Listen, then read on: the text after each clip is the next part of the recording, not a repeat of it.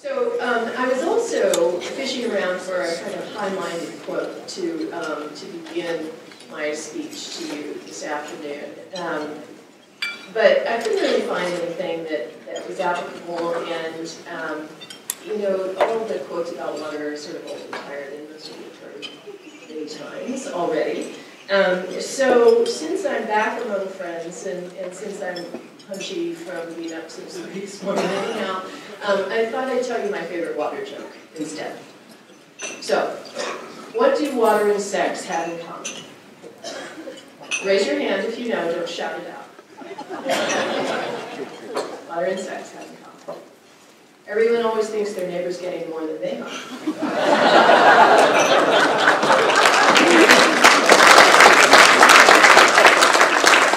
So I thought that was a particularly appropriate opening for the anniversary of the River District, because it's your mission to make sure that your neighbors aren't getting more than they're entitled to, right?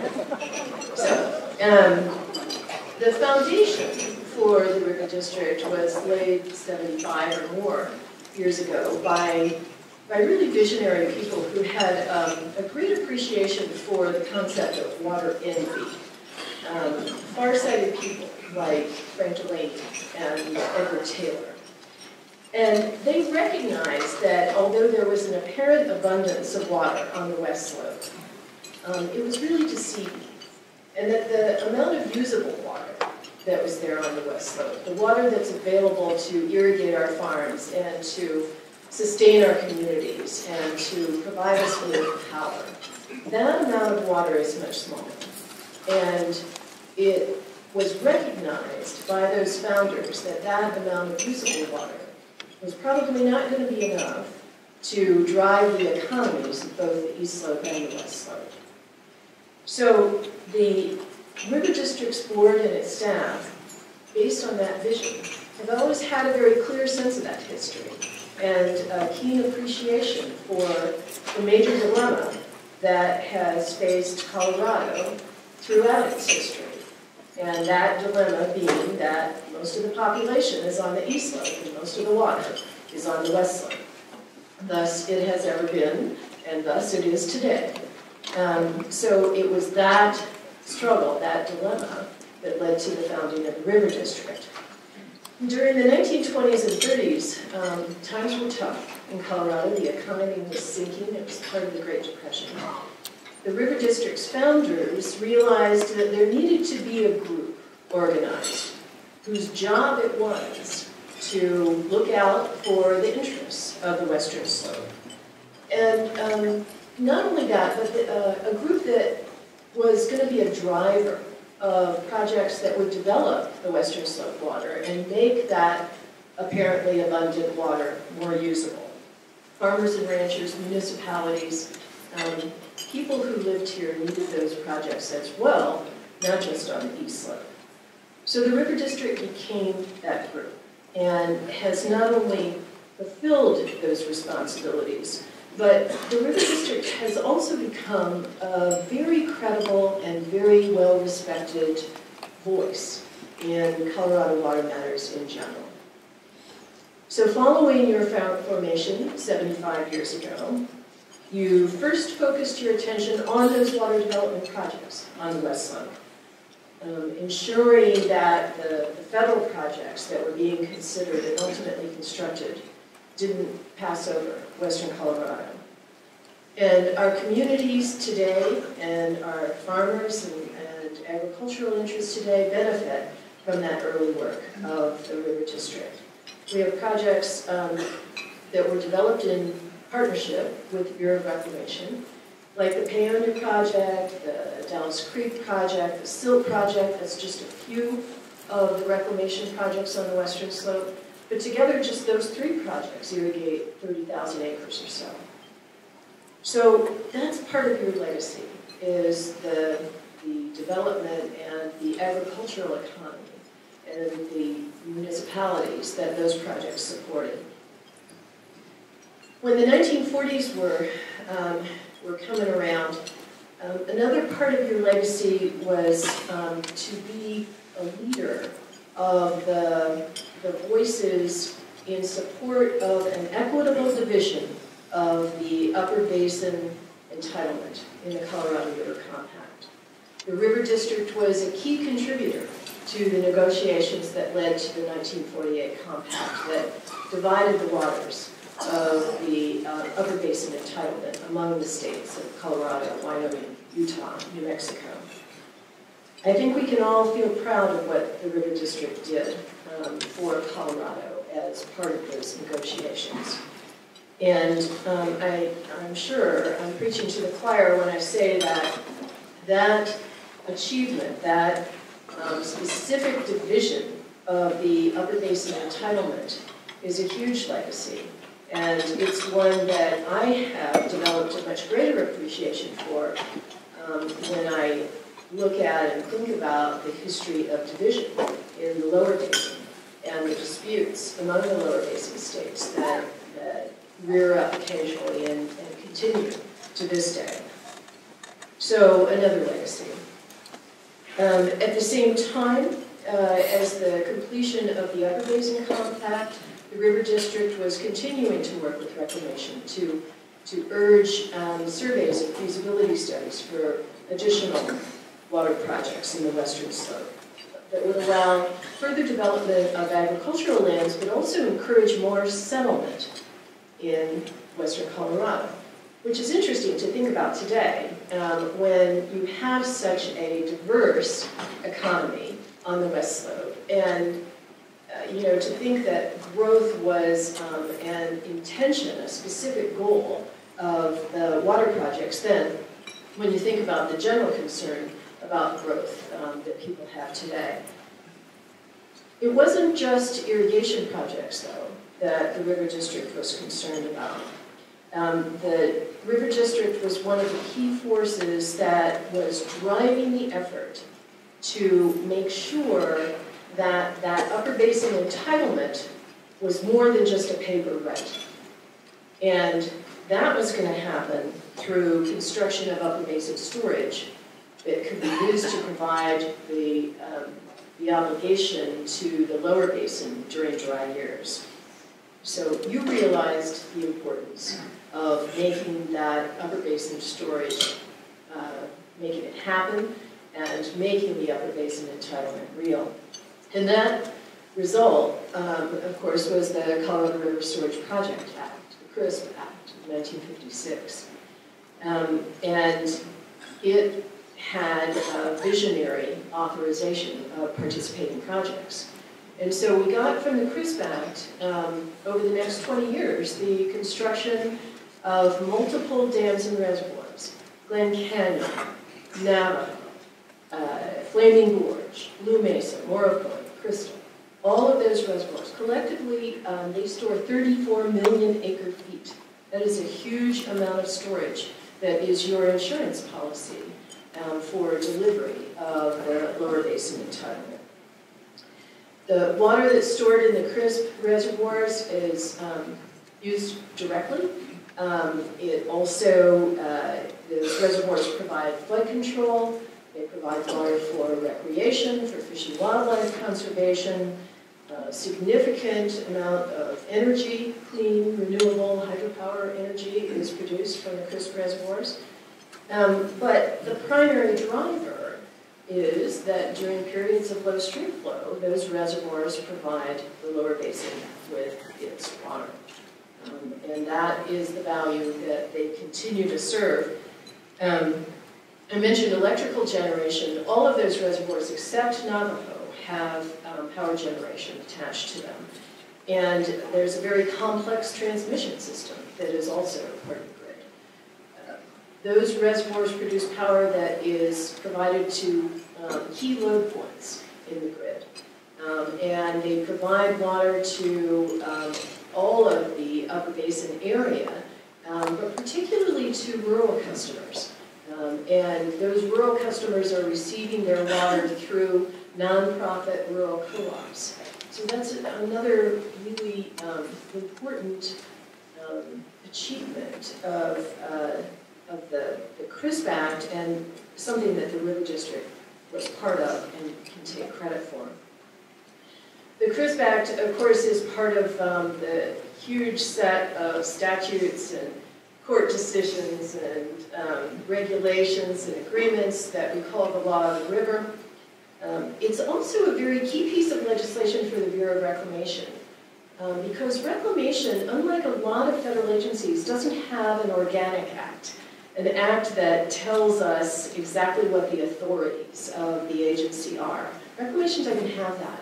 So consequently, reclamation has to look to individual pieces of legislation that authorize particular projects in order to figure out what it's authorized to do. So what I've learned in my time at Interior in Washington is when somebody at Reclamation wants to take some action, the first thing the lawyers say is, are we authorized to do it? Which is, it's just an interesting mindset. It's not one that I've had to think that much about before. The second question they ask is it going to cost us money? But, that's a story for a different day. But as a result of not having an organic act, pieces of legislation, comprehensive legislation, like the CRISP Act, is really important to reclamation. And we go back to it time and time again to figure out what we are authorized to do.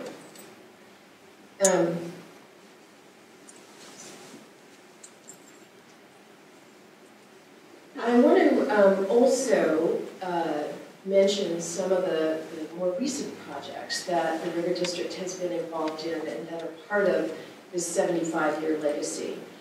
I'll start with Wolford Mountain Reservoir. Your district website is perfect. It says, this reservoir represents a new era in water projects, one that features cooperation, not competition, among Colorado's water users.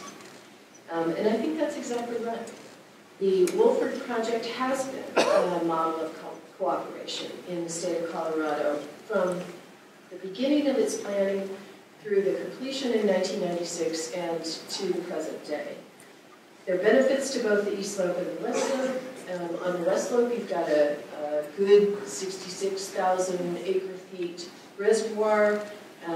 It provides water for water service contracts and also for endangered fish needs. The River District contracted to provide 6,000 acre-feet of water out of Wolford to meet endangered fish flows.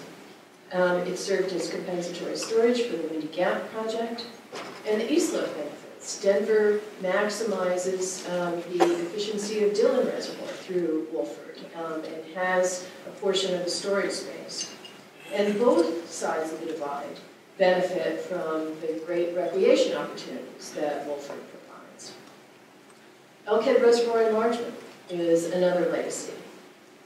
That's a reservoir that was originally constructed, almost 40 years ago, by industrial interests in the Yampa Basin and the Colorado Division of Wildlife. And it was mainly for recreation and industrial use. But the 2006 enlargement that was spearheaded by the River District was designed to create more supply and more storage for endangered fish flows. Now, both Wolford and Elkhead enlargement have that component for the endangered species, but that doesn't mean that they are just environmental projects. The River District was a pioneer in recognizing that secure supplies of irrigation and municipal and industrial water are dependent on not jeopardizing endangered species. So I don't think of those as just environmental projects. Those are water supply projects. Just like storage improves irrigation water supplies, providing environmental flows that are designed to ensure that the endangered species needs are met provides reliability to the supplies for all purposes. And that leads me to the final project that I'll talk about, which is the Upper Colorado Endangered Fish Recovery Program. That program is a unique partnership of states and federal agencies, local interests, water and power interests, environmental groups, all working to recover the 4 endangered fish in the Upper Colorado River Basin. allowing development to proceed under the umbrella of the activities that are part of that recovery program, because it's the reasonable and prudent alternative that avoids jeopardy to the endangered species. Hundreds of thousands of acre-feet of diversions are covered, are allowed to proceed because of the Upper Colorado Recovery Program. And the River District has been a driving force behind that program over its history. So the program provides for restoration and management of stream habitat, provides flows from the reservoirs that I mentioned. There's boosting wild populations of fish with hatchery fish, reducing interactions with non-native fish. There's a whole suite of activities that the recovery program provides. And it's working. At least the Colorado pike minnow and the razorback suckers seem to be improving. And that's been especially successful on the Gunnison River, below the Blue Mesa. And of course, when we talk about the Gunnison River, the operations of Reclamation's Aspinall unit are pretty critical to that recovery program. So I'll transition to Aspinall and just say that after a very long, very hard slog, we were finally able to put another notch in the belt of the recovery program last May with the release of a record of decision on Reclamation's Aspinall unit operations. The record of decision was built on an EIS that described how the Aspinall unit was going to be operated in order to meet flow recommendations for the benefit of the endangered fish, while continuing to meet the congressionally authorized purposes of the Aspinall Project. And that has proved to be a tricky balance, but we finally got there. So now the Aspinall unit is going to provide higher spring flows for the benefit of the fish and provide base flow in the river.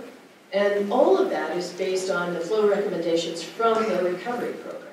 So the Aspinall unit needed to be operated in a manner that was consistent with the recovery program so that we all benefit from the increased ability of the fish to survive. We said in the press release for the record of decision that it was a culmination of an extraordinary effort by a diverse group of interests and a major step in ongoing efforts to recover the Colorado River endangered fish. And I know many of you in this room played significant roles in getting us to a final EIS and that record of decision. And we're really indebted to you for the help that you gave us on those documents. The resources that you helped protect, the water and power operations that the EIS and the record of decision protect, they're another part of the River District's legacy, because the River District was very heavily involved in those discussions.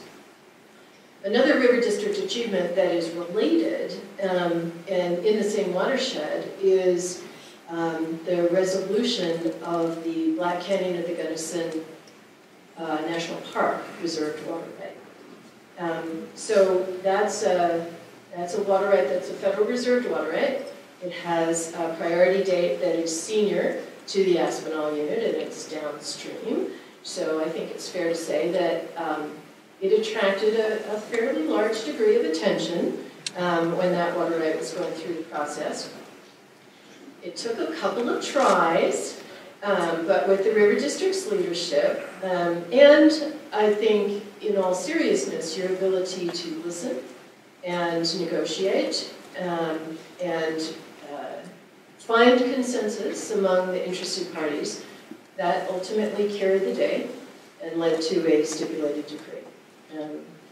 We may not all agree on exactly what that decree means, but we have a decree, and it was the River District's leadership in that adjudication that helped us move forward. That water right, like any senior water right, was taken as a given in the Aspinall unit, EIS. So when the Secretary determines to exercise the Black Canyon water right, Reclamation will operate the Aspinall unit to meet it.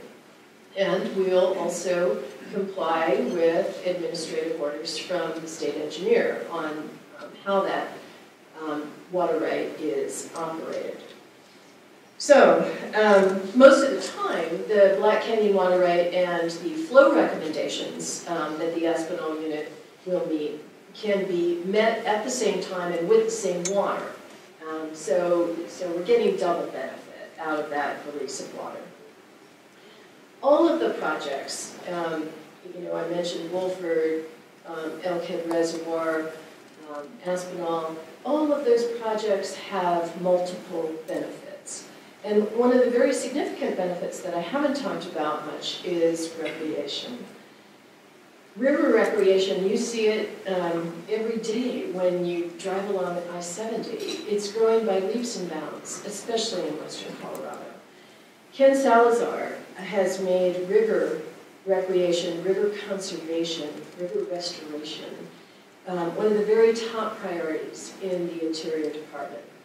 And he knows, as well as anybody here, the importance of a healthy, flowing Colorado River and the importance of that river to the recreation economy. The Obama administration has also focused on outdoor recreation in initiatives like the First Lady's Let's Move Outside and in the America's Great Outdoors program. It's not just the environmental or human health value of recreation that we're focused on and that we're promoting. These projects are economic engines for the communities that they're adjacent to. There was a recent report just earlier in the summer from the Outdoor Industry Association that talked about the value of the recreation economy. And it said that it creates 6 million jobs, it supports 6 million jobs in the American economy, and provides something like $646 million a year in direct spending. That's just on outdoor recreation. $40 billion in federal taxes, another $40 billion in state and local taxes. Again, just direct spending on outdoor recreation. In Colorado, river-based, just river-based recreation provides almost $10 billion. So these are things that we didn't used to focus on very much, and we didn't really take into account in our decision-making about water rights issues. But I think it's becoming more and more a front page and sort of frontal lobe issue. The Gunnison River and the Aspinall unit are great examples of the recreation-based economy. You know, when Blue Mesa was built, it instantly became the largest lake in Colorado and became a premier cold water fishery for kokanee and rainbow trout. The Gunnison River below the dams is a gold medal trout fishery. We have nearly 1 million visitors a year to the Aspinall unit, to the reservoirs. That's pretty significant. I do think that the River District has been out in front in recognizing the value of the recreation economy in western Colorado, and that is another legacy that I think will redound to the benefit of everybody in this room. I want to mention just briefly the Reclamation Basin study. I know you heard about it this morning, but I wanted to just quickly give you my perspective. The Basin study, as I'm sure was mentioned, is part of our overall Water Smart program. And Water Smart is the administration's signature initiative on water sustainability. The idea behind it is that the states have their hands on the controls of water allocation and use, but the federal government has a role to play and a responsibility to provide leadership on the path to sustainable water supplies. We can do that by providing grant money to incentivize water conservation projects, recycling, advanced treatment technologies that really give us more water than we had before, innovative concepts like water banking. We can provide grant money for those kinds of things.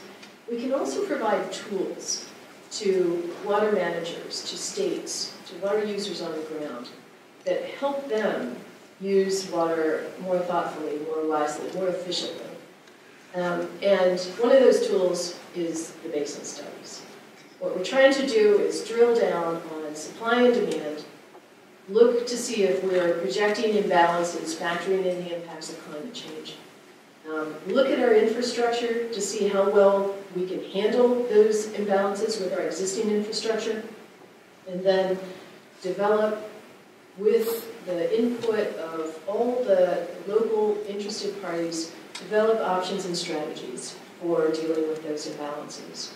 And it's that last piece, you have to do all the others first to get there, but it's that last piece that's really key. Because that's what we need to do collectively. We need to figure out how we're going to deal with what all the best minds say is a growing imbalance between supply and demand in the Colorado River Basin. The Colorado River Basin study is by far our most ambitious and comprehensive. It's cost shared by Reclamation in the 7 basin states. Cost is something north of $5 million at this point. It's the only one that we've done with multiple states as partners. But in addition to the states, Reclamation is also collaborating with stakeholders throughout the basin, Native American tribes, districts like the River District, local communities, environmental organizations, conservation groups, local business-based groups like Protect the Flows and Nuestro Rio. So even though you've heard the details, I mention it again because I really think this is the kind of tool that the federal government is in a good position to provide.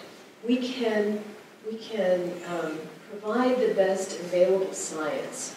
We can drill down on exactly what we expect supply and demand to look like in the future. We can bring all the right players to the table so that we can come up with a consensus-based solution. Because I think we've all learned that unless your solutions come from the ground up, they're not sustainable. Top-down mandated water solutions don't work. So, I am really pleased to be back among friends, to be with the River District on this 75th anniversary. As Tom mentioned, I was special counsel to the River District for many years in my previous life as a Colorado water lawyer, and it was really the highlight of my career. I learned so much from your very clear-thinking, far-sighted board and staff, and I saw the way the River District functions as a champion and as a protector, but always looking for ways to achieve the maximum benefit for all the parties. The most contentious issue that I was personally involved in was the litigation around the Heaney Slide at Green Mountain Reservoir. And that litigation, that whole situation started out as a very significant disagreement and the filing of a case in federal court, which sometimes you have to do to get the right amount of attention. But we ended up with a really innovative agreement, an agreement that is beneficial not just to the River District and its constituents in the West Slope, but it benefits all the parties. It benefits the United States, it benefits Northern Water, it benefits Denver. It's the kind of creative thinking that I saw go on all of the time. In my experience, that has been the hallmark of the way the River District operates. You stand your ground, but you look for mutual benefit. And I think that your current focus on risk management in connection with the possibility of a call from the lower basin under the Colorado River Compact. That is another example of the kind of ahead of its time thinking that the River District embodies for me. So you've left a tremendous legacy. This is 75 years that you can be very proud of. So I say congratulations, and my prediction is that the next 75 years will have the same kind of enlightened history. Thank you.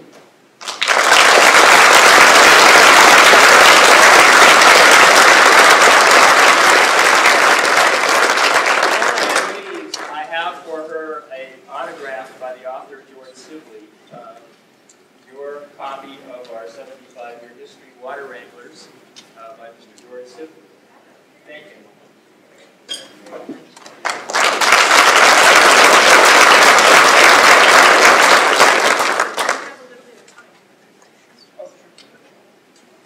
Questions? Anyone? Comments? Yes, ma'am? Thank you. And thank you for your very detailed and enlightened speech.